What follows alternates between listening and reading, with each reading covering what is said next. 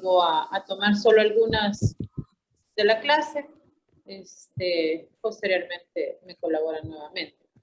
Bueno, los objetivos, bueno, la clase del día de ahora es sobre fisiología renal, interpretación de exámenes relacionados. Los objetivos de la clase del día de ahora es recordar conceptos básicos acerca de la embriogénesis, anatomía, función renal, actividades a nivel renal en la edad infantil y conocer los principales exámenes para la valoración de la función renal, así como su correcta interpretación. Ya habíamos visto una clase previa de patologías renales y algo habíamos mencionado. Hoy vamos a recordar un poquito nuevamente y a especificar un poquito más. Entonces, hay que tener en consideración que la valoración renal debe incluirse una revisión detallada de la historia, ¿verdad? En este ciclo, ustedes han podido dar cuenta lo importante que es recopilar una adecuada historia clínica, porque de ahí va a partir gran parte de nuestro diagnóstico, de nuestra sospecha diagnóstica. Entonces, en esta evaluación es importante tener en cuenta algunos elementos como antecedentes familiares, la historia gestacional, eventos neonatales, algunos rasgos clínicos de presentación y algunos exámenes de laboratorio relevantes que vamos a mencionar el día de ahora en la clase. Entonces, para la evaluación es necesario conocer el proceso de desarrollo y las diferencias en la fisiología renal del periodo neonatal en comparación con las edades posteriores, ya que van a ir cambiando en función de la edad. Entonces, cuando vemos el desarrollo, vemos que ahí por la tercera semana de gestación vamos a tener que iniciar el desarrollo del aparato urinario, ¿verdad? A través del mesodermo paraxial. Y que van a ver que se va a desarrollar 3 sistemas renales pares, que serían los pronefros, los mesonefros y los metanefros. Estos ligeramente va a ser un desarrollo que va a ir superpuestos como tales, ¿verdad? Y vamos a ver que el pronefro, pues, es algo que no va a ser funcionante. El segundo, que sería el mesonefro, puede funcionar durante un corto periodo de tiempo en la etapa inicial de la vida fetal. Y el tercero va a ser el que se va a encargar de formar el riñón permanente. Por eso lo ven ahí recalcado en negrita en la clase. Entonces, ahí por la quinta semana de gestación aparece el metanefros, ¿verdad?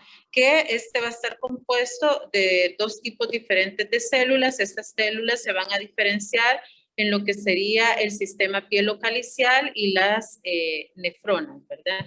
Y la orina se empieza a producir hacia la semana número 12 de gestación.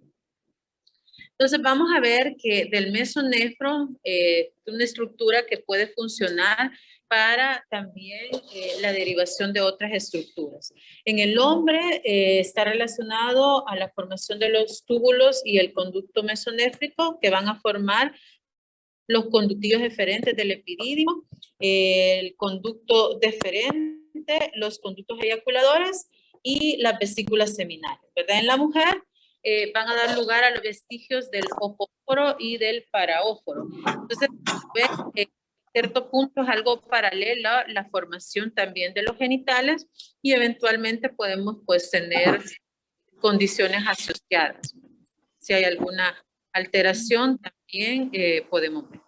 Entonces, como decía, el desarrollo paralelo del tracto urinario inferior y la apertura del conducto mesonefro a la alantoides y la cloaca. Entonces, si hay alguna alteración en el desarrollo de toda esta secuencia de eventos, podemos tener malformaciones dentro de las cuales podemos evidenciar agenesias, hipoplasias, ectopias, displasias y enfermedad quística renal. Otra consideración es que, desglosando un poquito más lo que pasa, vamos a ver que en la 8ª semana de gestación vamos a tener inicio del desarrollo o la formación de la nefrona definitiva o la unidad excretora metanéfrica, ¿verdad?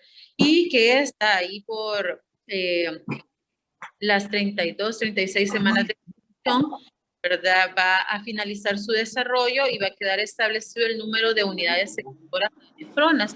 Es decir, van a nacer con el número total de unidades funcionales, ¿verdad? Que varían entre 750,000 millones de unidades, que son las que corresponden a las que tendría en la vida adulta.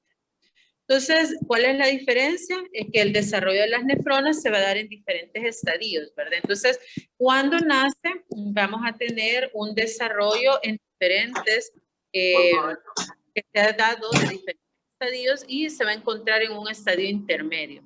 El gradiente de maduración va a progresar desde la cápsula hasta la médula y las nefronas justaglomerulares pues van a tener mayor madurez que las nefronas superficiales. Y vamos a ver que van a adquirir el tamaño semejante alrededor de del 14º mes postnatal, ¿verdad? Ahí es donde vamos a ver que ya todas como que se ponen al mismo nivel, ¿verdad? Y alcanzan el tamaño simétrico para todos. Entonces, a los 3 años y medio esperamos que tengan ya el tamaño que van a tener, corresponde con la edad adulta. Entonces, de considerar que en cuanto al desarrollo funcional, podemos evaluar diferentes parámetros. Vamos a hablar acerca del flujo sanguíneo renal, que vamos a ver que en el feto va a ser bajo, tan solo la mitad o la tercera parte del gasto cardíaco es la que va a llegar como flujo sanguíneo renal, y que al nacer este flujo va a aumentar rápidamente al 15 al 18% del gasto cardíaco, y esto va a suceder a consecuencia de ciertas situaciones como es la disminución de la resistencia vascular renal. Vamos a tener un aumento de la presión arterial sistémica, vamos a tener aumento del flujo sanguíneo del interior al exterior de la corteza. Entonces vamos a ver que una vez se han formado todos los glomérulos, ¿verdad? Eso ocurre alrededor de las 34 semanas de gestación. La tasa de filtración glomerular va a ir aumentando hasta el nacimiento, ¿verdad? Y esto se va a dar mucho más acelerado después de nacer gracias a la disminución de la resistencia vascular renal. ¿Qué sucede con precisamente la filtración glomerular? Esta se va a iniciar poco después de que se han formado las primeras nefronas, ¿verdad? Decíamos ahí por las 34 semanas, y esta tasa de filtración glomerular va a aumentar en paralelo con el crecimiento corporal y renal aproximadamente a 1 ml por minuto, por kilogramo minuto de peso corporal. Después del nacimiento, esta tasa de filtración glomerular aumenta rápidamente hasta el doble a las 2 semanas de vida y hasta los valores del adulto que se van a alcanzar al año de edad. El ritmo de maduración pues se va a ver modificado por el nacimiento prematuro y va a aumentar en respuesta a la carga de soluto, ¿verdad? Y la tasa de filtración glomerular no se halla tan bien autorregular en el recién nacido, lo cual lo predispone pues a ciertas situaciones.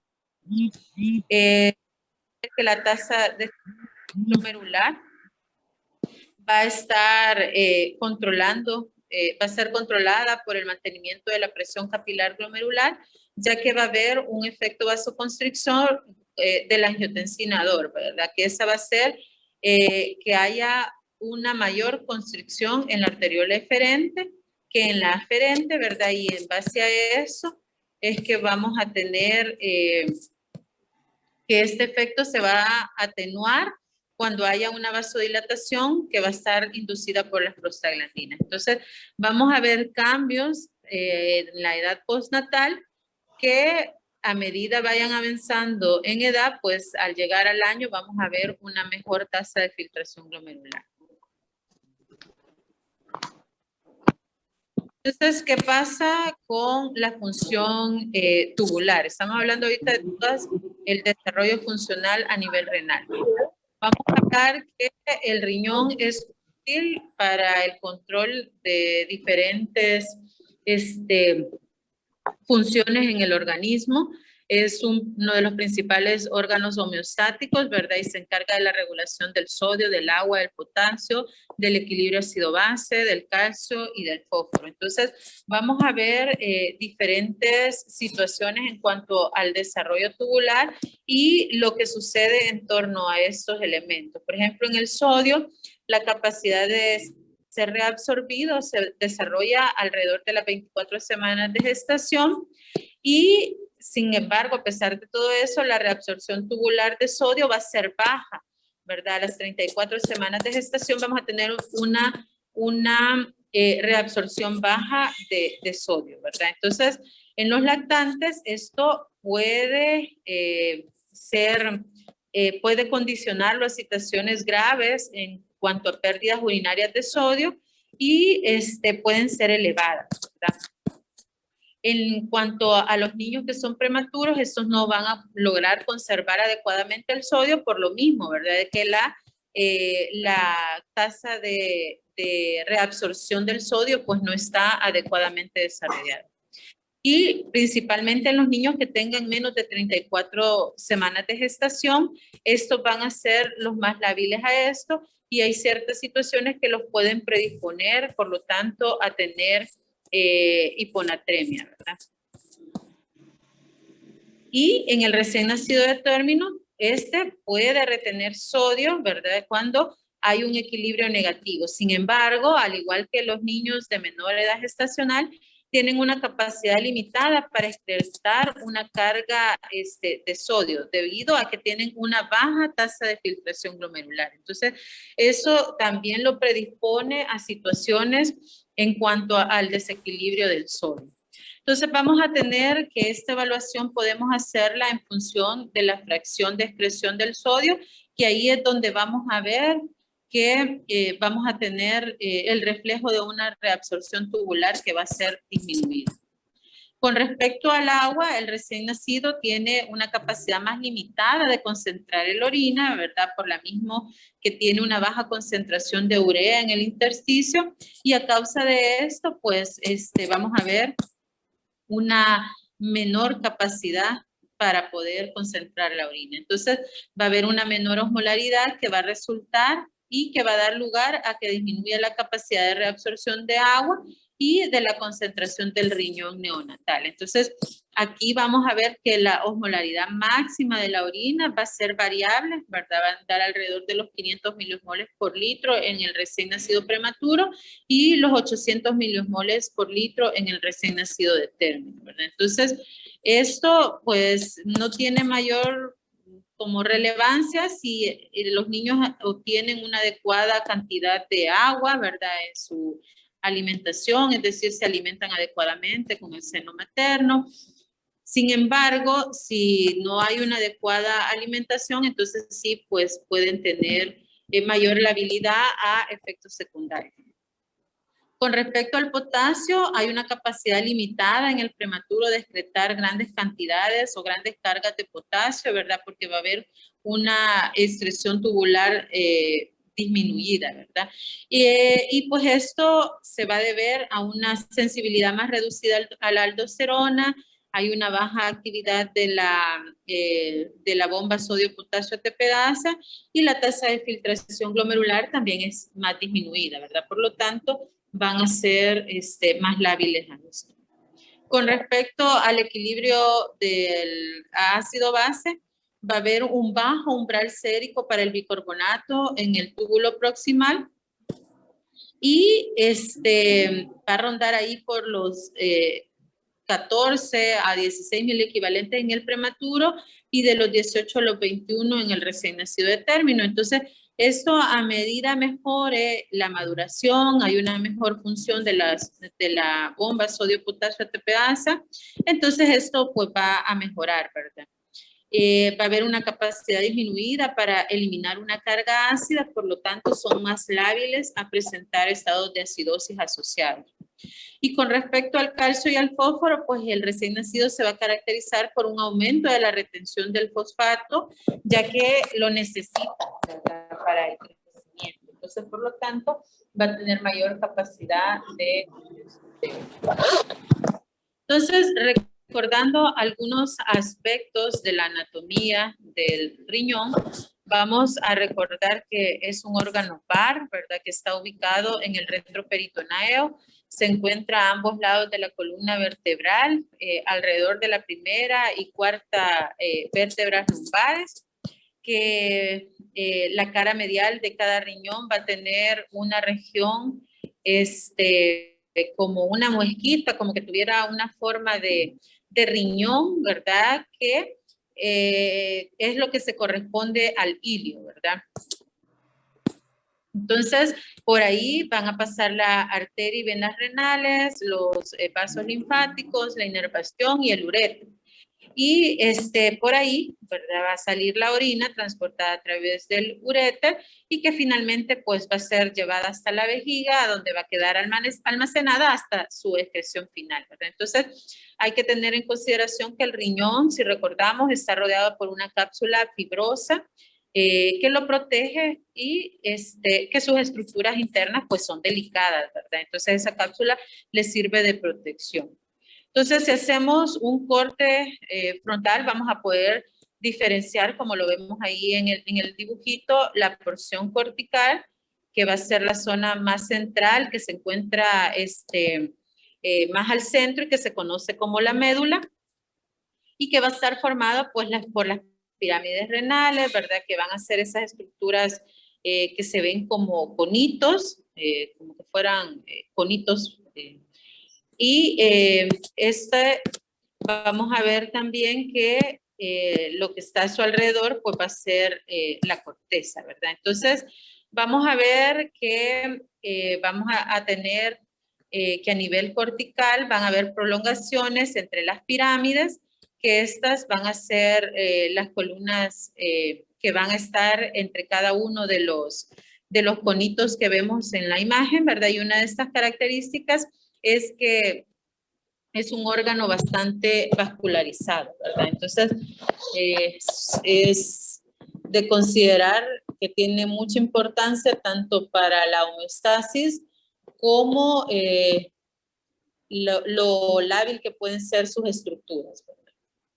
Entonces, considerando que en cuanto a la anatomía y la fisiología, el aparato urinario va a estar muy relacionado con el aparato circulatorio, por lo mismo que ya mencionábamos, que tiene una alta vascularidad, y por lo tanto cualquier cambio a nivel sanguíneo se va a reflejar en cambios que van a tratar de compensar a nivel renal, ¿verdad? Para poder mantener el equilibrio de los compartimientos de líquido del cuerpo. Entonces, esto se denomina como un mecanismo de autorregulación que va a estar dado por la concentración osmótica del plasma sanguíneo y eso va a asegurar que se regule la ósmosis de los fluidos corporales, ¿verdad? Entonces, recordar que la unidad anatómica y funcional del riñón es la nefrona y que cada nefrona o unidad funcional va a constar de glomérulo, el tubo contorneado proximal, el asa de Henle, el túbulo contorneado distal y el túbulo colector, ¿verdad? Entonces,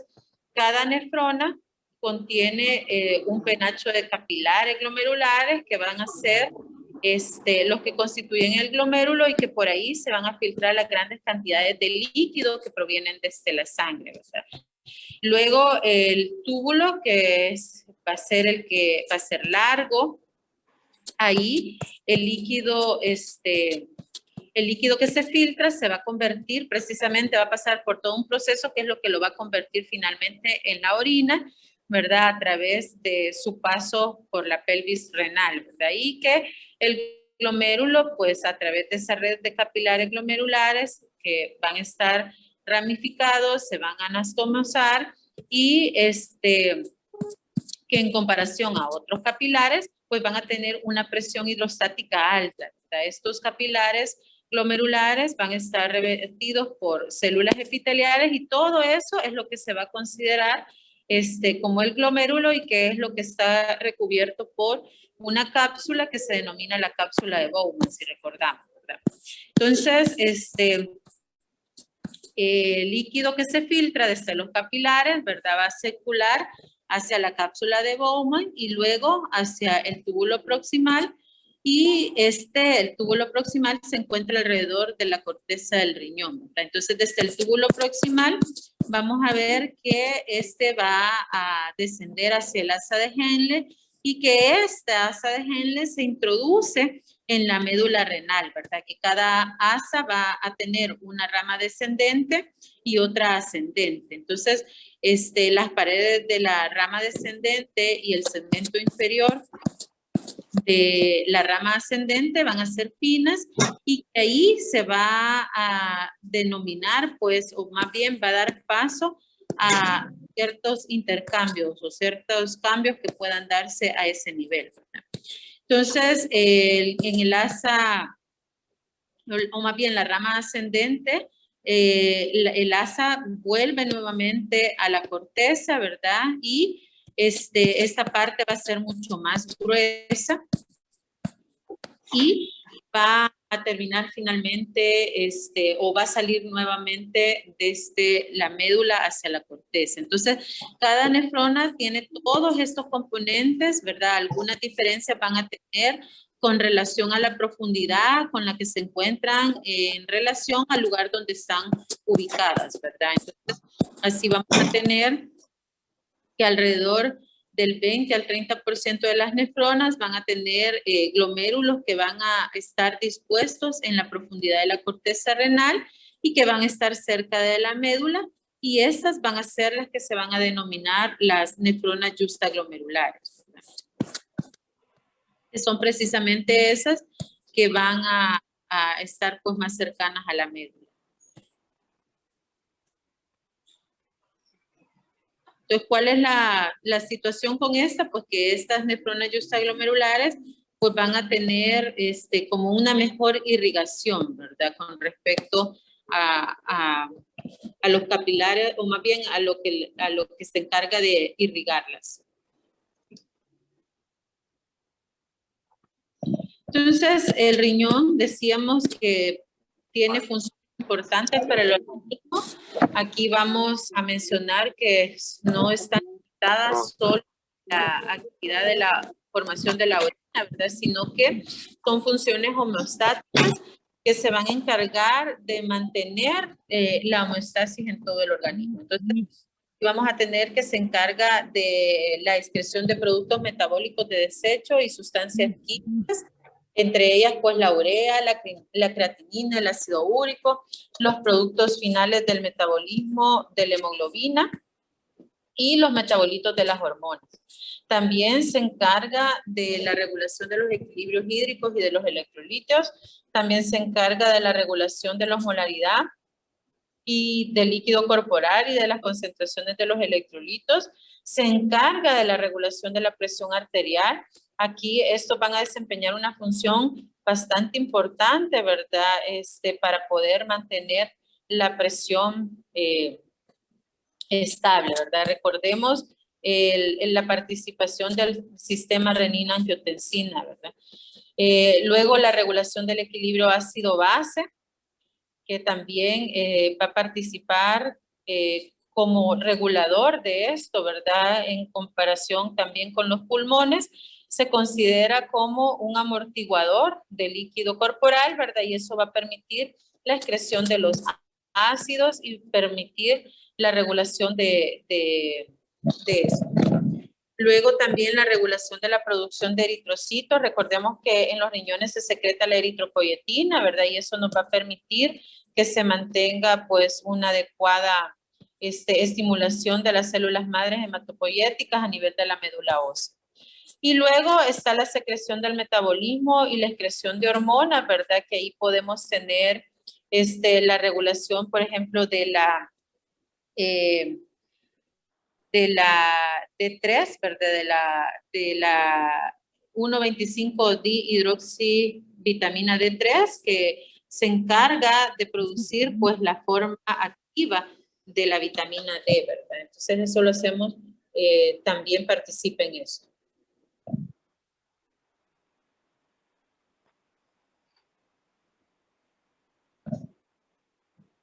Entonces, el riñón regula la homeostasis por medio de la excreción de los metabolitos que son tóxicos para el organismo, es decir, los cuerpos nitrogenados. Entonces va a estar relacionado con la eliminación del agua y los electrolitos, y el producto final es lo que se va a denominar orina, ¿verdad? Entonces el mecanismo de osmorregulación y excreción lo va a hacer a través de 3 procesos que van a ser la filtración, la reabsorción y la secreción. Entonces va a filtrar las moléculas pequeñas desde la sangre hasta la orina, como el agua. En la reabsorción, que va a ser selectiva de moléculas de agua y de otras moléculas que deben conservarse. Y finalmente la excreción de algunos productos que se excretan directamente desde la sangre hacia el filtrado en función de mantener siempre la osmolaridad. Entonces, el riñón participa en 2 mecanismos que están incluidos en la homeostasis del organismo, que son la regulación de la presión sanguínea, que está controlada por las hormonas, la renina, angiotensina, aldosterona, y la estimulación de la eritropoiesis a través de la médula ósea, ¿verdad? Entonces, a través de la producción de la eritropoietina.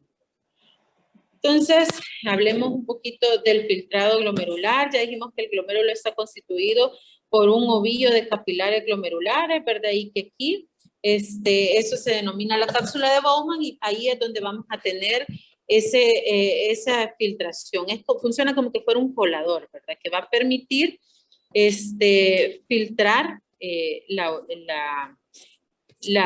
líquido que llega a través de la cápsula de Bowman, ¿verdad? Entonces, es prácticamente un ultrafiltrado de plasma, va a representar el 20% del flujo plasmático renal total, y eso es lo que se conoce como fracción de filtración, ¿verdad? Entonces, el volumen absoluto de esto, el volumen que se filtra, ¿verdad? A partir del año de edad ya va a ser similar a la del adulto, que va a rondar alrededor de 100 a 140 ml por minuto por metro cuadrado. Antes de eso, pues es menos la fracción de filtración. Entonces, la pared capilar glomerular es bastante permeable al agua,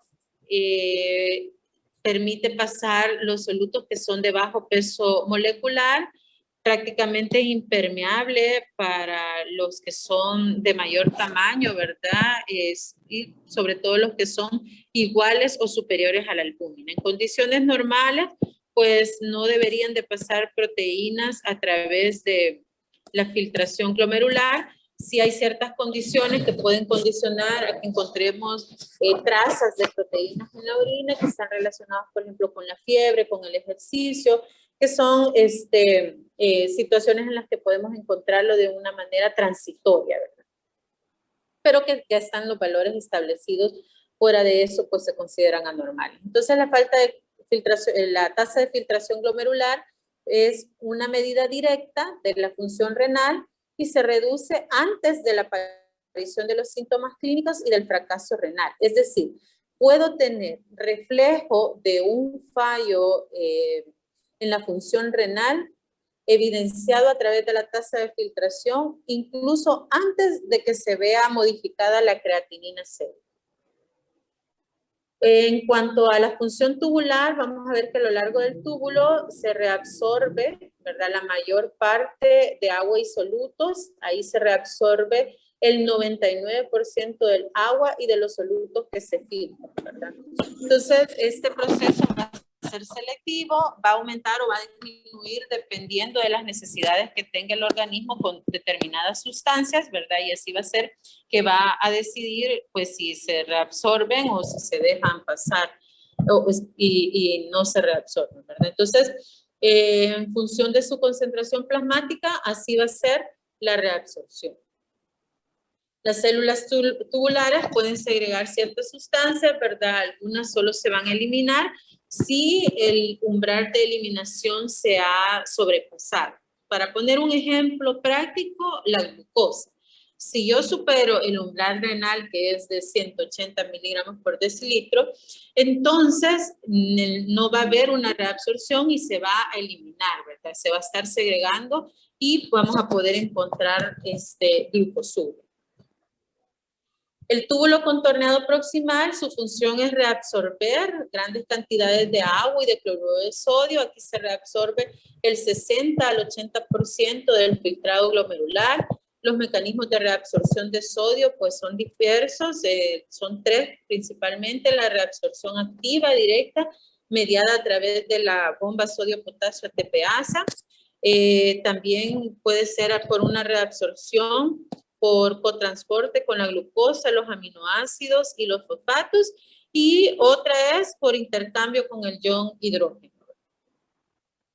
En el asa de Henle es donde principalmente se establece en función de la osmolaridad, ¿verdad? Aquí vamos a ver que a medida que el asa de Henle profundiza en la médula, lo que habíamos mencionado, ¿verdad? Que esta se va interiorizando en la médula, entonces la osmolaridad va a ir aumentando. Se fijan ahí en el dibujito, empezamos en 300 miliosmoles y en la porción más baja del asa de Henle tenemos osmolaridades que van de 1200 miliosmoles por kilogramo.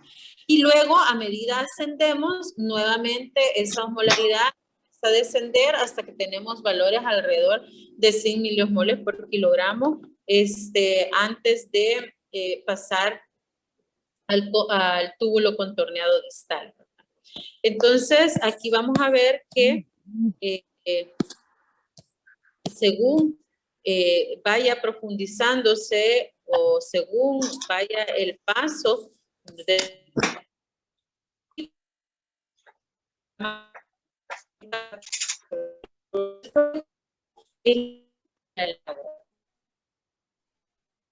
entonces la orina que va a llegar al túbulo contorneado distal va a ser una orina hipotónica, ¿verdad? Entonces esto se va a modificar al túbulo contorneado distal en función de cómo el organismo lo necesite, ¿verdad? Entonces se va a modificar según la reabsorción de más cloruro de sodio y se va a secretar potasio y iones hidrógeno en una cantidad variable, ¿verdad? Entonces, si hay una concentración de volumen circulante aumentada, entonces se va a estimular por medio de la aldosterona la reabsorción de sodio. Sin embargo, lo que habíamos mencionado se corresponde con la clase de electrolitos, ¿verdad? Sin embargo, si tenemos mayor volumen, ¿verdad? Y tenemos que por la expansión de volumen es activado el factor natriurético atrial, entonces esto va a contrarregular la reabsorción y va a permitir que se excrete más sodio, ¿verdad? Para poder compensar esa expansión de volumen que ha detectado el factor natriurético atrial. Entonces, en los casos en los que hay depresión de potasio, puede producirse una reabsorción de este catión a este nivel y el proceso de excreción de los iones hidrógeno es fundamental para mantener el equilibrio ácido-básico que también se da a este nivel. Entonces, el túbulo colector, va a desembocar en varios túbulos distales, ¿verdad? Y vamos a tener que está formado por un epitelio cuboide simple que se dirige hacia la papila a través del tejido intersticial, que es hipertónico y va a desembocar en el conducto de Bellini. A la vez va a terminar en los cálices menores a través de la papila. Y aquí ya no vamos a ver modificaciones de la orina a menos que tengamos activación de la hormona antidiurética, ¿verdad? La cual ya vimos que está regulada según el estado de hidratación del paciente. Entonces, entremos en cuanto a la valoración clínica. Vamos a ver que esta, habíamos dicho, se basaba en la historia clínica, aquí la exploración física, las pruebas de laboratorio y finalmente los estudios de gabinete necesarios. Entonces, en la anamnesis necesitamos recolectar datos de la historia prenatal, ¿verdad? Aquí interesan enfermedades maternas, consumo de drogas o exposiciones a teratógenos, el consumo materno, por ejemplo, de captopril o de indometacina, van a disminuir la presión capilar glomerular y la tasa de filtración glomerular y por lo tanto esto se ha asociado a insuficiencia renal neonatal. El oligohidrangos, que puede indicar una disminución de la producción fetal de orina, se asocia, ¿verdad?, en ocasiones a agenesia, displasia, a enfermedad poliquística renal o con la obstrucción grave del tracto urinario. Otros hallazgos importantes es el polidramnio, que puede ocurrir por disfunción tubular renal, con incapacidad de concentrar adecuadamente la orina, entre otras patologías, obviamente, ¿verdad? Pero si estamos estudiando algo en la función renal y tenemos ese antecedente, pues puede ser un hallazgo de aporte. El aumento de los niveles de alfa-proteína en el suero y el líquido amniótico están asociados con el síndrome nefrótico congénito también. En cuanto a los antecedentes familiares, situaciones importantes a indagar, está el riesgo de nefropatía, que va a aumentar si hay antecedentes familiares de anomalías del tracto urinario, si hay enfermedad poliquística renal, consanguinidad u otros trastornos tubulares renales que puedan ser hereditarios, ¿verdad? Entonces, hay que tener en consideración, por ejemplo, el síndrome nefrótico congénito, la enfermedad poliquística renal, autosómica recesiva, pueden ser de importancia, ¿verdad? Y también en cuanto a la historia del parto, la historia de sufrimiento fetal, la asfixia perinatal, el shock por pérdidas volumétricas, pueden producir lesiones isquémicas o anóxicas y eso generar necrosis tubular aguda. En cuanto a la micción, debemos reconocer lo que es normal, ¿verdad? En los recién nacidos, alrededor de un 17% presentan su primera micción en la sala de partos. Aproximadamente el 90% ha miccionado a las 24 horas, ¿verdad? Yo espero que a las 24 horas la gran mayoría hayan ya presentado su primera orina y apenas el resto, ¿verdad? Se tarda hasta las 48 horas, de manera que a las 48 horas el 99% de los recién nacidos han evacuado su primera orina. Entonces, el ritmo de formación de orina oscila entre 0.5 ml por kilogramo por hora y 5 ml por kilogramo por hora, eso independiente de la edad gestacional.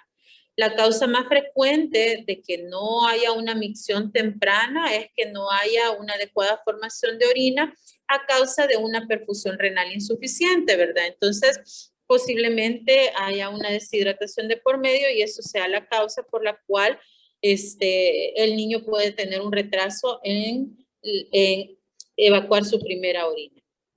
Entonces, el retraso, a pesar de ello, el retraso de la micción puede también deberse a anomalías renales intrínsecas o a la obstrucción del tracto urinario. Por lo tanto, es importante hacer una evaluación adecuada en este paciente, ¿verdad? Entonces, el complemento viene con la exploración física. Por ejemplo, en la exploración podemos detectar masas abdominales, hasta un 0.8% de los recién nacidos pueden encontrarse este hallazgo al examen físico. La mayoría de ellas van a ser de origen renal, si tenemos una masa a nivel abdominal, ¿verdad? Y si no, pues van a estar relacionadas al sistema genitourinario, ¿verdad? Entonces, por lo tanto, es importante. Otras situaciones es la evaluación de los edemas, ¿verdad? Podemos tener que pueden haber edemas, por ejemplo, relacionados al síndrome nefrótico, a insuficiencia renal, a sobrecarga hídrica, ¿verdad? Entonces, esas situaciones también voy a ir a buscarlo a la exploración física. Al igual que ver cómo está el estado de hidratación del paciente, y valorar otras situaciones, como por ejemplo ectopias o riñón de implantación baja, la presencia de genitales ambiguos, ya mencionamos, ¿verdad?, que hay cierta relación con la formación del aparato genitourinario, ¿verdad?, así como también es de importancia la crece del ano, defectos en la pared abdominal, anomalías vertebrales, aniridia, ¿verdad?, la presencia de mielomeningocele, la fijación de la médula espinal, ¿verdad?, que tengamos, por ejemplo, una espina bífida, la presencia de neumotoras espontáneos que se puede asociar con mayor riesgo de anomalías renales, la hemihipertrofia, la persistencia del uraco, la presencia de hipospadias, criptorquidia.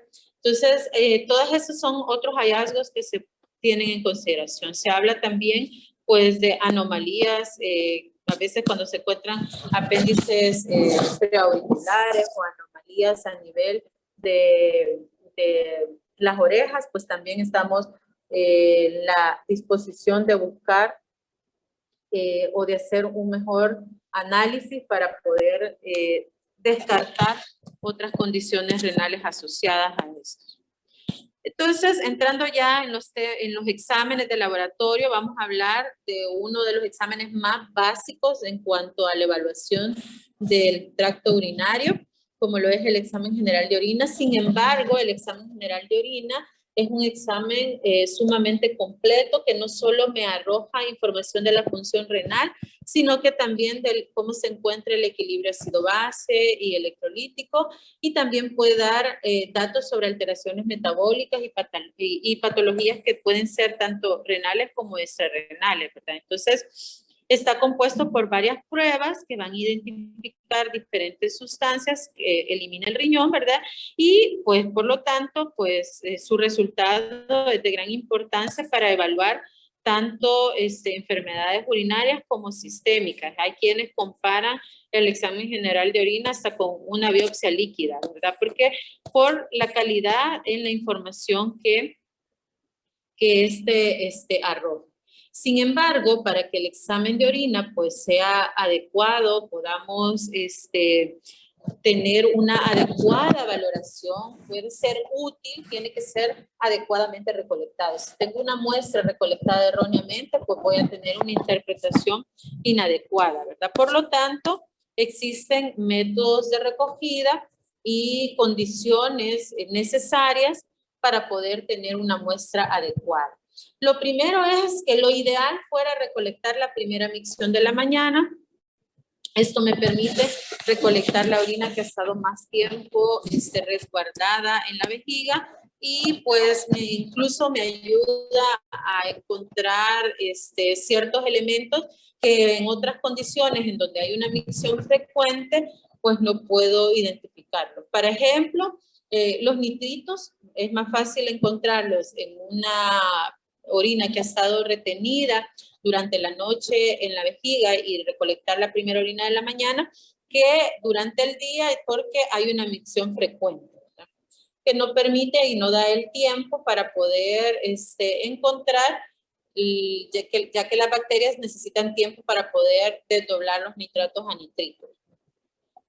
Luego hay que considerar que hay diferentes métodos de recolección para los niños que ya son continentes, pues solo existe uno que es la recolección a chorro intermedio, ¿verdad? Que es por micción espontánea, en donde ahí la única consideración que tenemos que tener es que debe haber un adecuado aseo de los genitales, así como evitar utilizar soluciones antisépticas que en función de querer hacer una adecuada limpieza de los genitales terminan siendo contraproducentes porque elimina todo microorganismo que pueda salir en el examen. Entonces, sí hay necesidad de hacer una adecuada limpieza, pero también al mismo tiempo, pues, eliminar todos los restos de antisépticos que puedan haber a nivel genital. Entonces, se pide que haya una micción espontánea y a la mitad del chorro se recolecta la muestra. Luego, a los menores de 2 años o los niños que no son continentes todavía, existen los métodos de la bolsa colectora, la punción suprapúbica y el cateterismo vesical. De ellos, el prototipo pues es la punción suprapúbica, en la cual con una unidad formadora de colonias de gran negativos que encuentre en el examen, en el urocultivo, pues tiene valor diagnóstico como una infección del tracto urinario. Sin embargo, tiene ciertas desventajas que pues tiene una probabilidad de éxito variable, depende de que la vejiga esté llena, se necesita pues tener una adecuada pericia para realizar el estudio y idealmente necesitamos un ultrasonografista que ayude a guiar la punción pues para poder realizarlo adecuadamente. Aparte de eso, es un método invasivo, ¿verdad?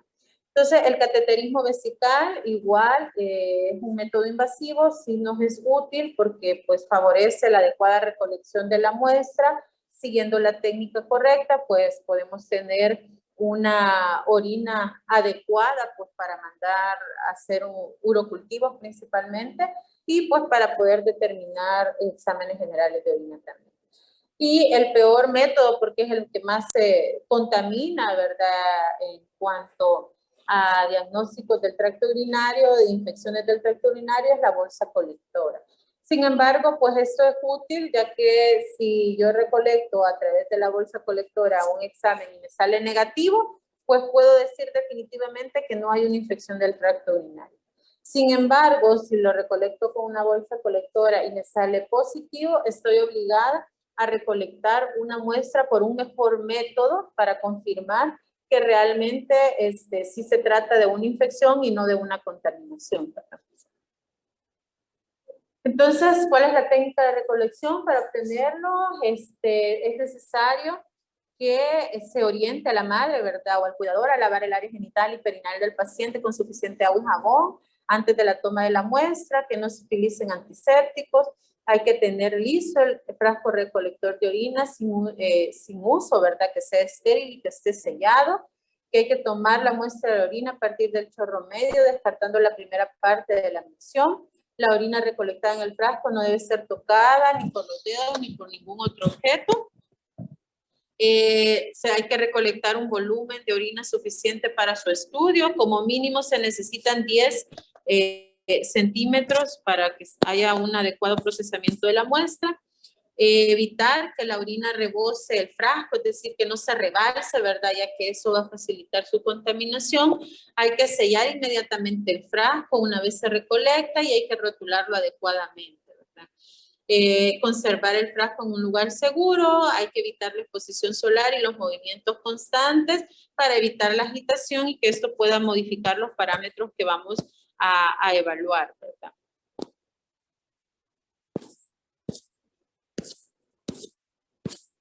Y hay que procesar la muestra en el laboratorio clínico lo más pronto posible. Si no se hace en los siguientes 30 minutos, pues debe refrigerarse, idealmente en la puerta de la nevera a 4 grados centígrados por un máximo de 24 horas, ¿verdad? Si no, de lo contrario, pues vamos a tener cambios en los parámetros también y eso nos va a dar errores.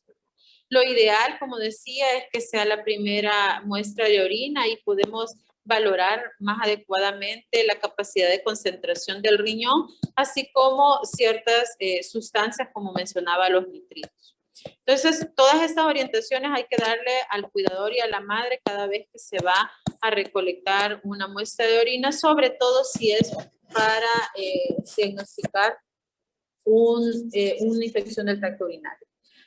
Hay que tener en consideración que según se tarde el procesamiento de la muestra, vamos a tener cambios. De 2 a 3 horas después de que esta sea recolectada, puede encontrarse replicación bacteriana, oxidación de bilirrubinas y uribilinógenos, disipación de cetonas, disminución de la glucosa, alcalinización del pH urinario con lisis de los glóbulos rojos y glóbulos blancos, disolución de cristales, falsos positivos en las pruebas de esterasas y nitritos. Por lo tanto, la muestra debería de ser procesada rápidamente, ¿verdad? Eso es parte de los problemas que tenemos muchas veces con el laboratorio, que uno recolecta la muestra y se tardan pues alrededor de 2 horas y no es que están en refrigeración, sino que las mantienen ahí a la entrada, ¿verdad? O las dejan sobre la mesita en espera de ser procesadas y por lo tanto eso pues nos altera los parámetros. De los factores que pueden influir en el resultado, la técnica de recolección, el tiempo óptimo de exposición y cumplimiento de las medidas de transporte de las muestras, y otros factores son la calidad del lavado genital, el uso de los jabones antisépticos, la contaminación de la muestra, la calidad de las tiritas reactivas, ¿verdad? Que no estén vencidas y nos vayan a dar parámetros que no sean confiables, la disponibilidad, garantía y seguridad del laboratorio clínico, la administración previa de antibióticos y el ácido ascórbico, que también pueden enmascarar cuadros o acidificar la orina, respectivamente. Entonces, para su interpretación hay que tener en cuenta que se basa en 3 componentes. El examen de orina está formado por 3 componentes, que son el físico, el químico y el macroscópico. En el físico vamos a tener el aspecto, ¿verdad? Que la orina pues normalmente debe ser limpia y transparente. Puede existir un poquito de que se vea turbia cuando hay presencia de células, cristales, cilindros, detritos, proteínas, grasas o moco, ¿verdad? Entonces eso puede hacer que se vea un poquito turbia. Hay ciertas circunstancias en las cuales el aspecto de la orina puede indicar la presencia de enfermedades. Por ejemplo, exagerada cantidad de espuma me puede reflejar la presencia de proteínas en la orina, al igual que si se ve como lechosa, ¿verdad? Blanquecina, posiblemente tenga muchos lípidos presentes, como por ejemplo las orinas de los pacientitos con síndrome nefrótico tienden a ser espumosas y lechosas. Luego, otros aspectos físicos son el color pues debe ser un ámbar amarillo, según la presencia del pigmento urocromo, ¿verdad? De acuerdo al grado de concentración, así va a variar la cantidad de amarillito, ¿verdad? Se va a ver más oscuro en las orinas muy concentradas y más claro en las orinas que están pues más diluidas.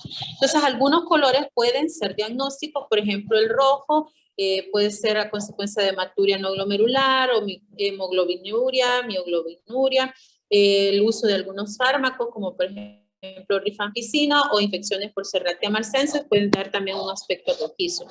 El color café oscuro puede ser debido a hemorragias antiguas, hematuria glomerulares. El amarillo verdoso está relacionado a síndromes ictéricos y hepatitis. El verde azulado en infecciones por Pseudomonas aeruginosa, el blanco lechoso a síndrome nefrótico y el vino tinto a porfiria.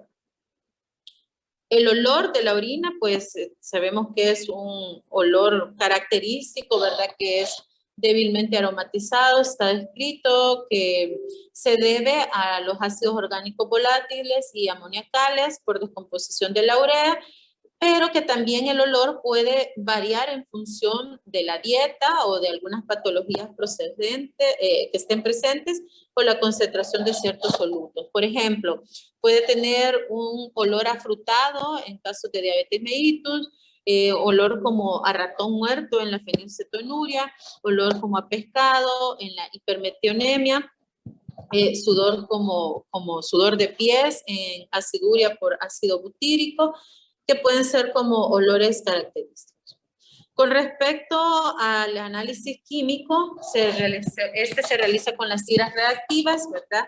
Y pues vamos a encontrar ciertos parámetros que evalúa, ¿verdad? Entre ellos el pH, que el pH puede variar desde 4.5 hasta 8 y que lo que normalmente esperamos es que el pH se encuentre entre 5 y 6.5. Eso es lo que consideramos como lo normal.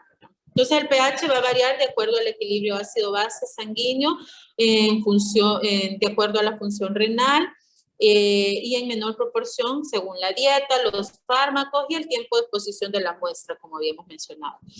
Vamos a poder tener o vamos a denominar orina alcalina cuando el pH se encuentre arriba de 6.5.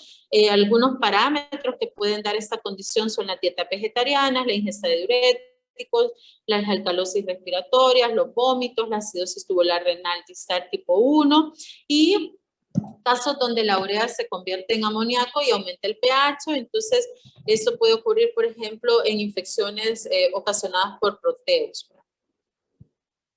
La orina puede ser ácida cuando el pH se registra por debajo de 6.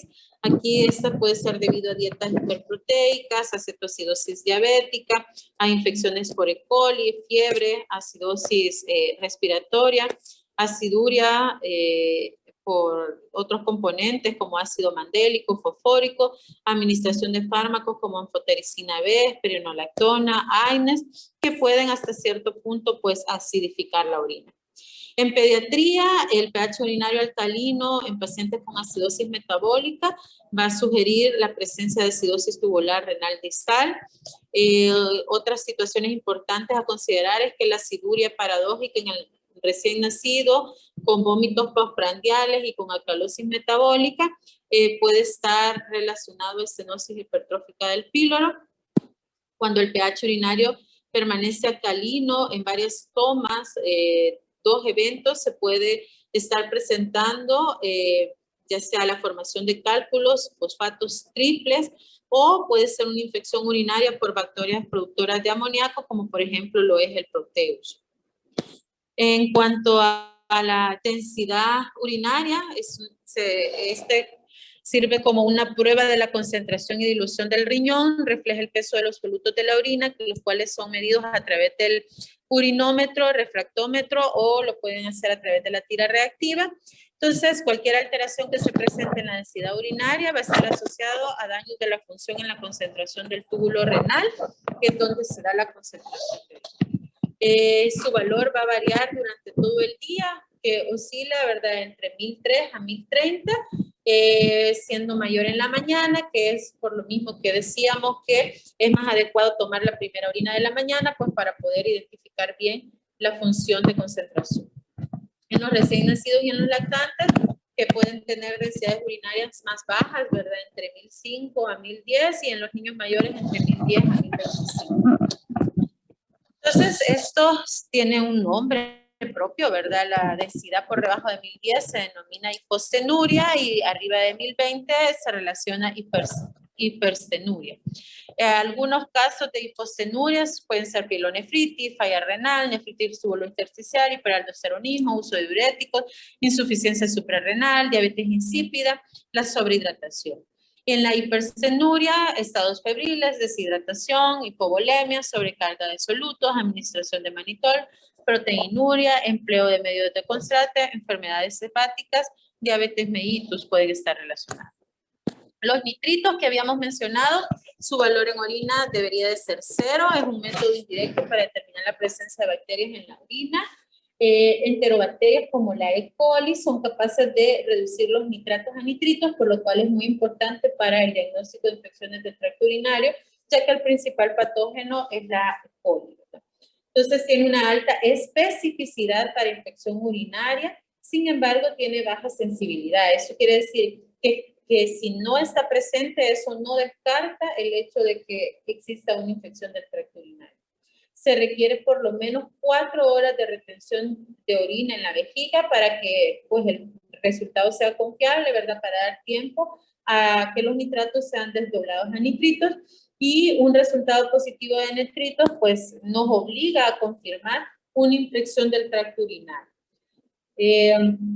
Los falsos negativos pueden ser por infecciones urinarias que están generadas por bacterias que no son fermentadoras de los nitratos, y por la presencia de vitamina C, o porque ya hubo un tratamiento previo con antibióticos y puede ser una IBU parcialmente tratada.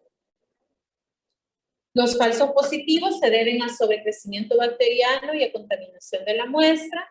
Los nitritos positivos son una prueba específica de infección del tracto urinario, ¿verdad? Por lo cual, combinado con otros parámetros del examen de laboratorio, pueden ayudar a dilucidar la existencia de una infección del tracto urinario. Principalmente con la esterasa leucocitaria, ¿verdad? La cual es una medida indirecta para indicar la presencia en orina de los glóbulos blancos, principalmente los granulocitos, los neutrófilos y los eosinófilos. Entonces, esta tiene menor sensibilidad que especificidad, ¿verdad? Tiene una mejor sensibilidad que una especificidad. Es decir, puedo encontrarla con mayor facilidad, pero como no es específica de la infección, necesito combinarlo con otros parámetros del examen para poder hacer el diagnóstico. Falsos positivos me lo pueden dar orinas contaminadas por secreciones genitales, por ejemplo, en balanitis, vaginitis. También pueden estar presentes en fiebre, deshidratación, en glomerulonefritis, en nefrocalcinosis, en tumores nefrológicos, malformaciones del tracto urinario, en trauma renal, en nefritis intersticial. Puede ser por fármacos, entre otras causas. Y los falsos negativos, por orinas poco concentradas, por administración de antibióticos previos, por la presencia de proteinura, niveles altos de ácido ascórbico en orina, y cuando el tiempo de contacto de la orina con la tirita pues no haya sido el adecuado.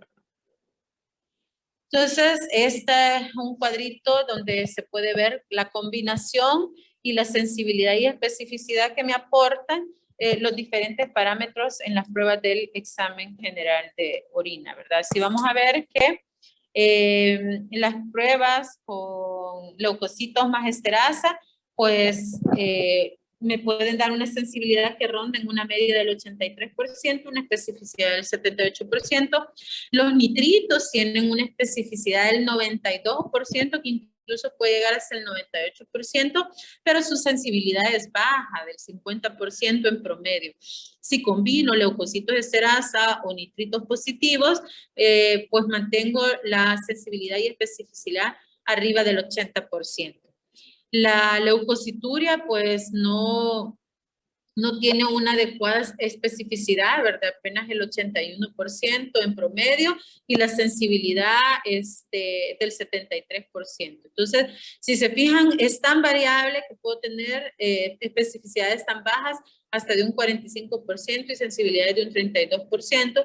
Por lo tanto, solo los leucocitos no es suficiente para poder hacer diagnóstico de una infección del tracto urinario, ¿verdad? Necesito combinarlo. Por ejemplo, si ocupo leucocitos, esterasas o nitritos y el examen microscópico positivo, eso me ronda sensibilidades incluso que pueden ir del 99 al 100% y especificidades con un 70% de promedio, ¿verdad? Un 60 a un 92%. Entonces, otro parámetro que se evalúan con la tira reactiva son las proteínas. Normalmente no deberían de reflejarse proteínas en orina, pero en algunos casos mencionábamos que podía haber. Entonces, en esos casos debe ser menor a 4 miligramos por metro cuadrado por hora. Entonces, la tira reactiva va a tener una sensibilidad y especificidad del 99% para detectar albúmina, pero pues no va a ser capaz de detectar otras proteínas, ¿verdad? Entonces, la deshidratación, la fiebre, la exposición prolongada al frío, la realización de ejercicios puede generar trazas de proteína en orina, que se cataloga como una proteinuria transitoria, ¿verdad? Generalmente va a remitir espontáneamente y no se considera, no tiene ningún valor patológico. La proteinuria persistente, esa pues puede alertar sobre algún problema a nivel glomerular o tubular, ¿verdad? Y por lo tanto necesita mayor investigación. Los falsos positivos se presentan en orinas concentradas, orinas contaminadas, orinas alcalinas y por la administración de medios de contraste también. Con respecto a la glucosa, esta se detecta a través de la reacción glucosa oxidasa peroxidasa. Debería ser su valor de 0, ya que el 99.9% de la glucosa que se filtra se reabsorbe, ¿verdad? Es prácticamente reabsorbida casi en su totalidad por el túbulo contorneado proximal. Sin embargo, cuando se supera el umbral renal, que ronda los 160, 180 miligramos por decilitro, nos vamos a quedar con el valor de 180 miligramos por decilitro, entonces vamos a tener la excreción de esto. Entonces, la glucosuria está relacionado con la hiperglicemia, ¿verdad? Con cuadros no hiperglicémicos, con función tubular proximal alterada, y con otras entidades que pueden cursar con glucosuria, como por ejemplo el síndrome de Cushing, hipertiroidismo, feocromocitoma, en niños que reciben tratamiento antihipertensivo con captopril, niños que de repente se le abrieron el suero y tuvo una carga de líquido de mantenimiento, ¿verdad? Entonces esa alta carga de glucosa puede eventualmente desencadenar la presencia de orina en el examen, de glucosa en el examen de orina. Con respecto a las cetonas, pues su lectura debería de ser 0, pero está relacionada con alteraciones del metabolismo de los ácidos grasos y de los carbohidratos. Por lo tanto, puede encontrarse en pacientitos que tienen ayuno prolongado, también puede encontrarse en pacientes con fiebre, vómitos, diabetes mellitus, en algunos errores innatos del metabolismo, en síndrome de Fanconi, en dietas ricas en proteínas que pueden cursar con cetonuria. De los cuerpos cetónicos que reconocemos, ¿verdad? Que son 3. El ácido hidroxibutírico es el que más se cuantifica en un 78%. El ácido acético perdón, la distribución, recordemos que es el 78% de ácido hidroxibutírico, el 20% de ácido acetoacético y el 2% de acetona. Entonces, los que van a ser detectados por la tira reactiva van a ser el ácido acetoacético y la acetona, ¿verdad? No el que es el que tiene mayor proporción en el organismo. Entonces, la cetonuria se puede clasificar de acuerdo a sus valores, de manera que puede ser leve, menor de 20 miligramos por decilitro, moderada de 30 a 40 miligramos por decilitro, y severa arriba de los 80 miligramos por decilitro. En pediatría, pues tiene utilidad, ¿verdad? Ya que sirve para poder evaluar a los pacientitos que presentan diabetes debutante, descompensada, ¿verdad? Y para los pacientitos con errores innatos del metabolismo. Luego, el urobilinógeno también se detecta por la tira reactiva, es un pigmento biliar que se oxida fácilmente a temperatura ambiente. Su valor está relacionado directamente con la presencia de bilirrubina indirecta y se encuentra normalmente en concentraciones bajas, alrededor de 1 miligramo por decilitro. Incluso podría ser su lectura cero, es decir, negativa, ¿verdad? Si está presente, está asociado a patologías hepatocelulares, como por ejemplo en las hepatitis, si este está anormalmente elevado, ¿verdad? Y puede estar ausente o disminuido en la ictericia obstructiva, es decir, en las hepatopatías graves también, en el uso prolongado de antibióticos orales, como en las sulfonamidas, y en las orinas que tardíamente se procesan, ¿verdad? Sobre todo si han estado a exposición de la luz solar. Las bilirrubinas también, su lectura debería de ser negativa, ¿verdad? Si esta está presente, la que va a estar ahí es la bilirrubina conjugada o directa, ¿verdad? Ya que esta es hidrosoluble y eso es lo que le permite, pues, atravesar el glomérulo renal, ¿verdad? Entonces, si esta está presente, hay que descartar hepatopatías obstructivas, ya sea a nivel intra o extrahepática. Y la bilirrubina indirecta no es hidrosoluble, por lo tanto, no pasa el glomérulo y por lo tanto, no debería de estar presente en la orina. Existen falsos negativos por la presencia de ácido ascórbico y cuando las orinas no son procesadas adecuadamente y se mantienen expuestas a la luz solar. La sangre también es evidenciada a través de la tira reactiva, ¿verdad? Sin embargo, aquí no logra la tira reactiva determinar si es una hematuria, una hemoglobinuria o una mioglobinuria. Entonces, todas van a catalizar la reacción de la peroxidasa, por lo tanto, sea cualquiera de las tres entidades, la va a registrar como que hay presencia de sangre. Entonces, para poder determinar si realmente estamos en presencia de una hematuria, hay que ir a ver en el microscópico si hay presencia de hematíes, ¿verdad? Entonces, otros aspectos que me van a respaldar, pues, como los datos de la historia clínica, el estudio del sedimento urinario, ¿verdad? Y las pruebas específicas que permitan establecer la diferenciación de estas.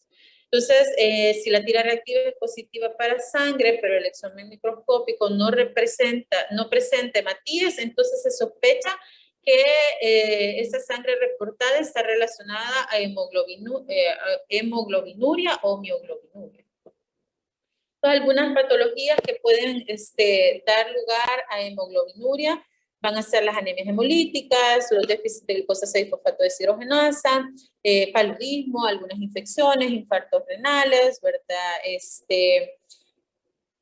Y hay que considerar que hay ciertas situaciones que pueden favorecer la presencia de hemoglobinuria o mioglobinuria, ¿verdad? Como por ejemplo, las miopatías, las quemaduras, los traumas. Y hay que considerar que la presencia de esto pues, puede obstruir a nivel tubular y por lo tanto puede condicionar a una lesión renal aguda en el paciente que la presenta. Luego, el aspecto microscópico, que es el tercer parámetro a evaluar en el examen general de orina, ¿verdad? Se van a considerar los componentes del sedimento urinario, que pueden ser células, pueden ser cilindros y pueden ser cristales. Entonces, las células va a hacer referencia a los glóbulos rojos, a los glóbulos blancos, a las bacterias y a las células epiteliales. Entonces, vamos a ver que los glóbulos rojos se define como hematuria cuando existen más de 5 glóbulos rojos por campo en orina fresca centrifugada o más de 5 glóbulos rojos por milímetro cúbico en orina no centrifugada. Se debe sospechar hematuria cuando el conteo sea de 3 a 5 glóbulos rojos por campo. Desde el punto de vista clínico, se puede clasificar en hematuria como glomerular y no glomerular, ¿verdad? Un parámetro importante para su diferenciación va a ser la presencia de glóbulos rojos dismórficos, ¿verdad? Los cuales se van a estar deformando al pasar a través del glomérulo, ¿verdad? Entonces, eso va a ser que no tengamos diferentes formas al evidenciar el microscopio. Entonces, es posible que exista un pequeño porcentaje de glóbulos rojos dismórficos que no tienen mayor relevancia clínica, pero el porcentaje no debe ser mayor del 20%, de lo contrario, sí se considera una patología glomerular. Es importante realizar el estudio de la hematuria en pediatría porque hay diversas patologías que pueden presentarla, como por ejemplo el síndrome nefrítico, la glomerulonefritis por inmunoglobulina A, la nefritis lúpica con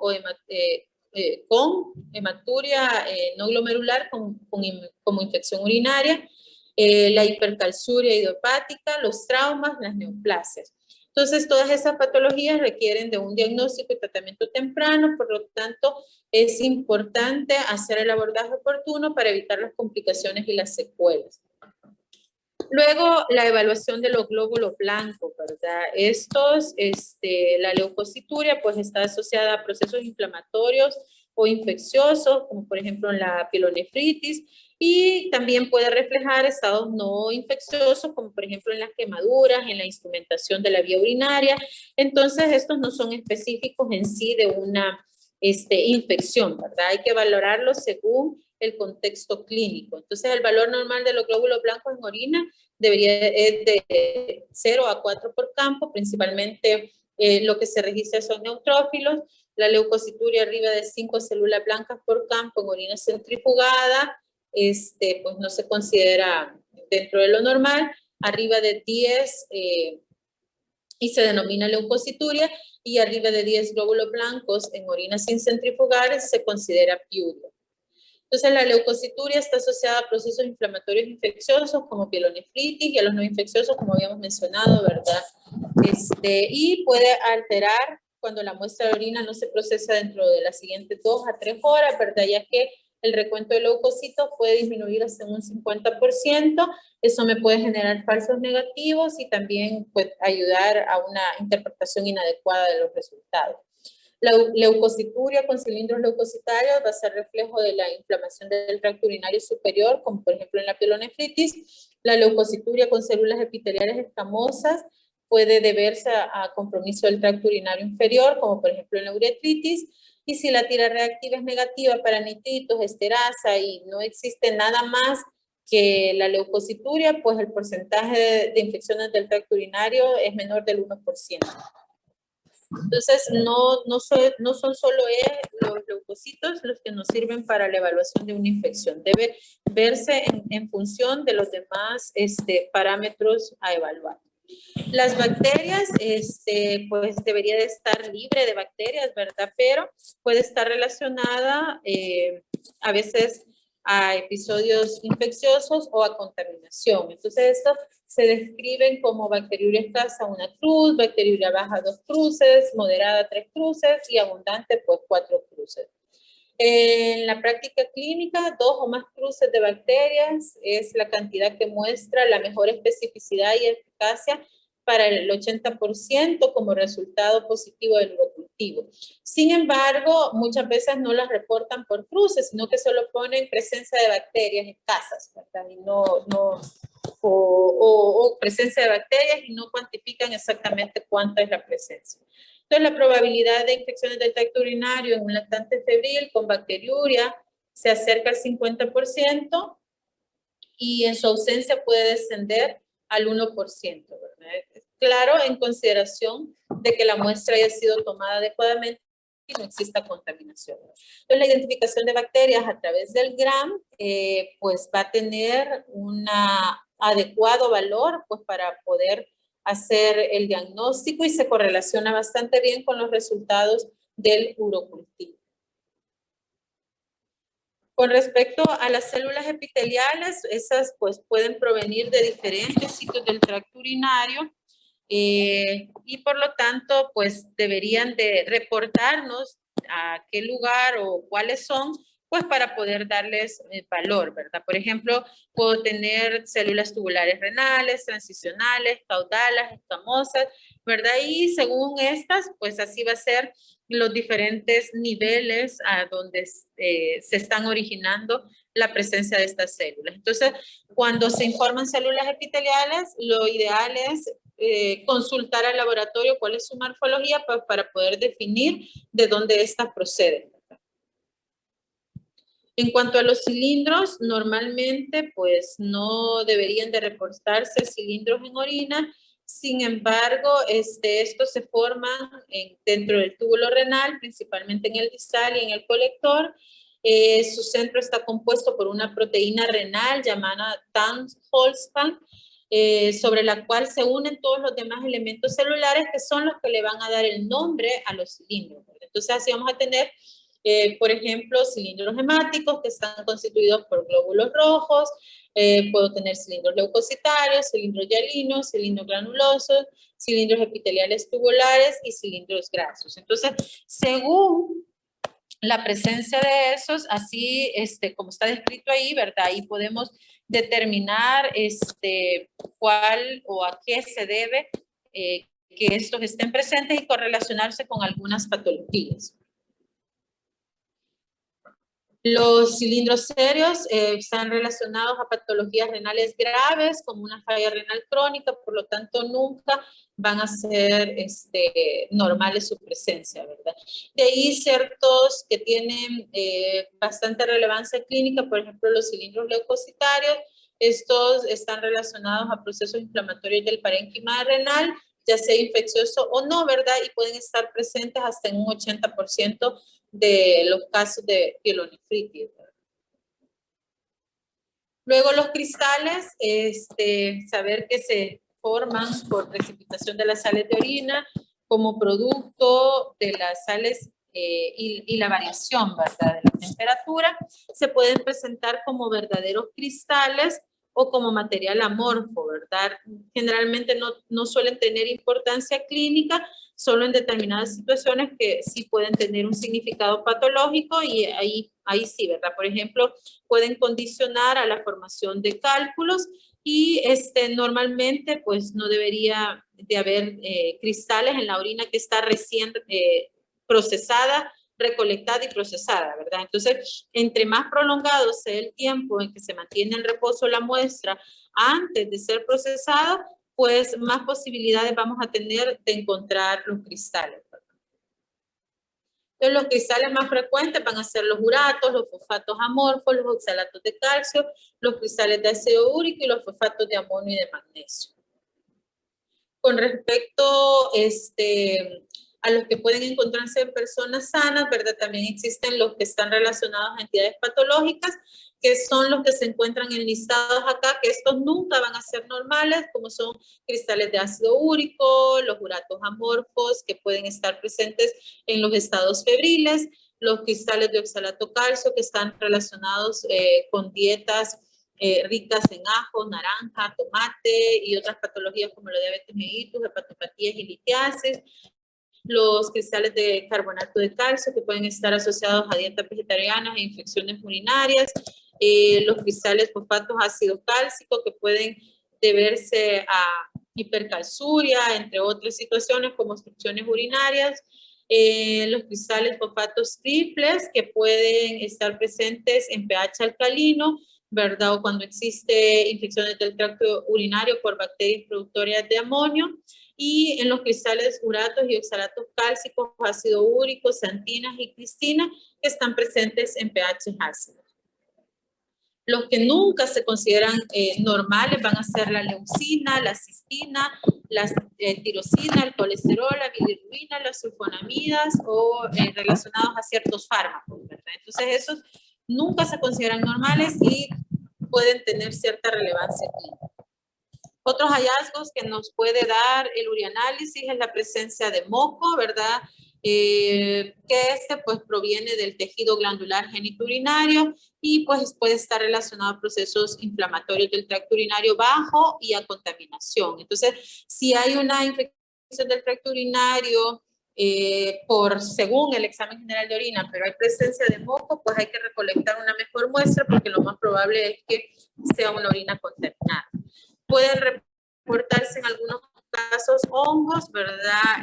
Normalmente eso debería de ser negativo. El que más está relacionado, el que genera los principales infecciones fúngicas a este nivel va a ser la Candida albicans y pues el reporte de hongos en la orina debe ser analizado de una manera íntegra con el cuadro clínico del paciente, ¿verdad? Para ver cuáles son sus antecedentes, tanto patológicos como farmacológicos, inmunológicos, que puedan estarlo predisponiendo a este tipo de infecciones, así como catalogar cómo fue la recolección de la muestra de orina. Siempre que interpretamos un examen general de orina, es un ejemplo, ¿verdad?, en donde vemos ahí, ¿verdad?, todos los 3 parámetros que hemos analizado, debemos preguntar cómo se recolectó la muestra. De eso va a depender que la muestra tenga valor o no. Por ejemplo, al lado izquierdo de la pantalla tenemos un examen de orina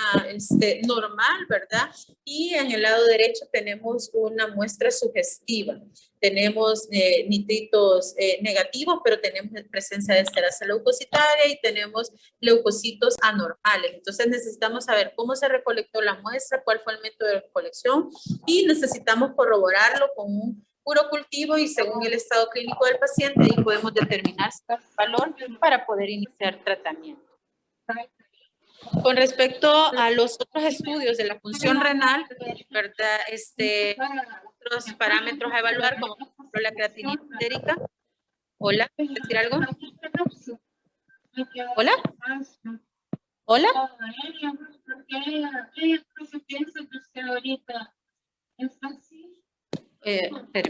No logro escucharle. ¿Qué me dice? No, pero creo que se le ha activado el micrófono a alguien. Ah, okay. Tal vez si pueden poner en silencio todos sus micrófonos, si me hacen el...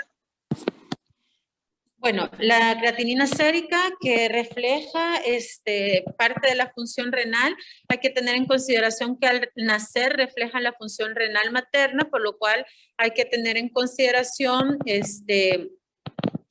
esto para la hora de hacer la interpretación, ¿verdad? Entonces, el recién nacido después del aumento transitorio que tiene en las primeras 24 a 36 horas, vamos a tener niveles séricos de creatinina que van a descender rápidamente a los valores que le corresponden al recién nacido, ¿verdad? Entonces, vamos a tener valores altos que pueden rodar por el 0.8 miligramos al nacer y que posteriormente se van a estabilizar hasta llegar a valores de 0.3 miligramos por decilitro a 0.4 miligramos por decilitro, según en función de los días, ¿verdad? Entonces, la tasa de descenso en las primeras semanas de vida es más lenta en los niños de edades gestacionales más bajas y con cifras inferiores de tasa de filtración glomerular.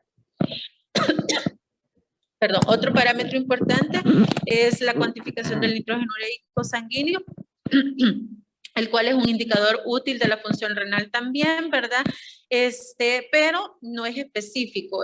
Puede aumentar a consecuencia de otras situaciones en las cuales haya mayor producción del nitrógeno ureico, como en estados hipercatabólicos, en la existencia de sangre secuestrada, destrucción hística, hemoconcentración o aumento del aporte proteico. Entonces, no es específico. Sí me sirve para valorar la función renal, pero hay que tener en consideración que no es lo único que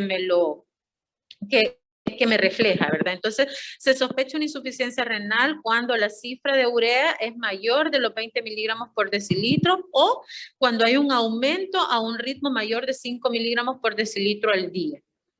La tasa de filtración glomerular que mencionábamos que tiene pues una consideración bastante práctica para la evaluación de la función glomerular, ¿verdad? Lo ideal es que esta pues nos permite medir por estudio el aclaramiento de sustancias exógenas, idealmente pues la inulina pero podemos medir otras sustancias. Nosotros lo que solemos medir es la creatinina, ¿verdad? Entonces, la tasa de filtración glomerular puede estimarse a partir del nivel de creatinina sérica y de la talla corporal, y podemos hacerlo gracias a la fórmula que aparece aquí, ¿verdad? La tasa de filtración glomerular estimada va a ser igual en ml minutos por metro cuadrado a la fórmula de la constante por la altura entre la creatinina plasmática. ¿Cuál es la constante? Pues esta va a depender de las condiciones del paciente que estamos evaluando. Si es bajo peso al nacer durante el primer año de vida, la constante es de 0.33. Si es un paciente con edad gestacional a término durante el primer año de vida, la constante es de 0.45. Para los adolescentes, hombres y mujeres, es de 0.55, y ya para el adulto o para los hombres adolescentes tardíos es de 0.7. Entonces, esa fórmula me va a dar valores estimados de la tasa de filtración glomerular que van a variar en función de la edad. Y así vamos a tener, como habíamos mencionado, que alrededor del año es cuando tenemos ya un acercamiento a la tasa de filtración glomerular que se produce en el adulto. Entonces, ahí vamos a tener los valores promedios y el rango en el que oscila la tasa de filtración glomerular. De manera que a mí me reportan, por ejemplo, 0.8 de creatinina en el recién nacido, sé que eso puede ser reflejo de la creatinina materna, voy y estimo su tasa de filtración glomerular. Entonces, su tasa de filtración, para que yo la considere normal, debe rondar, por ejemplo, tiene 2 días, debe rondar entre 17 a 60 ml por minuto por metro cuadrado para considerarlo normal. El promedio es de 39, ¿verdad? Entonces, en base a esta tablita podemos determinar si tenemos tasas de filtración que estén reflejando una enfermedad renal que ya puede ser aguda o que puede, según las características, ser catalogada como crónica. Luego, otros parámetros de laboratorio para el estudio de la función renal son la medición de los electrolitos séricos y urinarios. Se utilizan como guía para la administración de líquidos y electrolitos y también para valorar la función tubular renal, ¿verdad? Hay que tener en consideración que debe de considerarse según el estado clínico del paciente y según lo que estamos tratando de investigar como parte de los exámenes complementarios. No es que a todos de rutina se les va a dejar, sino que juega en función de la sospecha clínica o del estado clínico del paciente.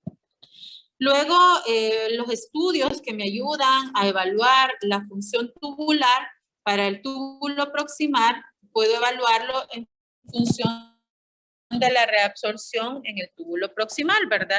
Esto lo hago a través de las fracciones de excreción. Entonces, por ejemplo, sé que ahí es donde se da la mayor reabsorción, por lo tanto, yo puedo evaluar en función de una fórmula cómo está la excreción de ciertos productos para poder determinar cómo está la función tubular.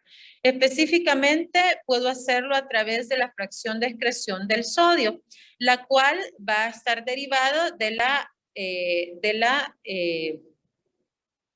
fórmula que vemos acá, ¿verdad? Donde medimos la concentración de la sustancia en la orina, la concentración de la sustancia en el plasma, la concentración de la creatinina en orina y la concentración de la creatinina en plasma. Entonces, para la fracción de excreción de sodio, que es la que nos va a dar mayor información, vamos a, o la que más habitualmente en sí solemos determinar para las evaluaciones de la función tubular, vamos a ver que vamos a sacar el FENA, ¿verdad? Es la fracción de excreción del sodio. Esto se hace a través de medir el sodio urinario entre el sodio plasmático y eso se divide entre lo que me da dividir la creatinina urinaria entre la creatinina plasmática y eso se multiplica por 100. De manera que el FeNA suele ser menor del 1% en uremia prerrenal o en presencia de glomerulonefritis y arriba del 1%, sobre todo arriba del 3%, en caso de necrosis tubular aguda o en uremia posrenal. Entonces, el uso reciente de diuréticos puede proporcionar resultados que no sean confiables. Luego, la evaluación del túbulo proximal también puedo hacerlo a través de la evaluación de la reabsorción de glucosa. Sabemos que si no se alcanza el umbral de glucosa sanguíneo, no tendría por qué estarse excretando la glucosa. Sin embargo, si yo tengo excreción de glucosa persistente a pesar de tener concentraciones de glucosa plasmática menores de 120, entonces esto implica que la reabsorción tubular es incompetente y que posiblemente haya una enfermedad tubular renal proximal. Entonces, por lo tanto, también ese es un parámetro de evaluación. Otro aspecto que me puede servir para evaluar el túbulo proximal es la reabsorción de bicarbonato. La mayor parte se produce en el túbulo proximal, su reabsorción, ¿verdad? Por lo tanto, las anomalías en la reabsorción van a conducir a acidosis tubular renal del tipo 2.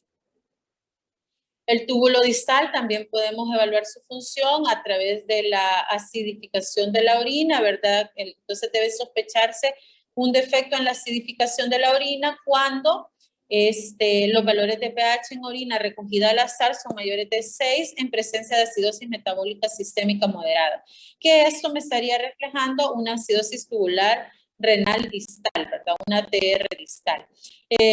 Conforme los defectos de acidificación se confirmen, ¿verdad? A través de las mediciones simultáneas de pH venoso y arterial y las concentraciones de bicarbonato en plasma y la determinación del pH en la orina, entonces así vamos a poder ver esa relación en las cuales tenemos un pH ácido a pesar de que tenemos una acidosis metabólica sistémica, lo cual no debería de ser porque ya dijimos que el riñón es parte de los amortiguadores para el equilibrio ácido-base.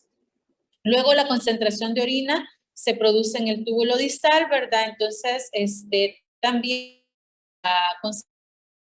la densidad de orina indica una capacidad de concentración intacta dentro de los límites de la prueba clínica, ¿verdad? Sin embargo, lo ideal es tener una recolección de orina en la primera orina de la mañana, ¿verdad?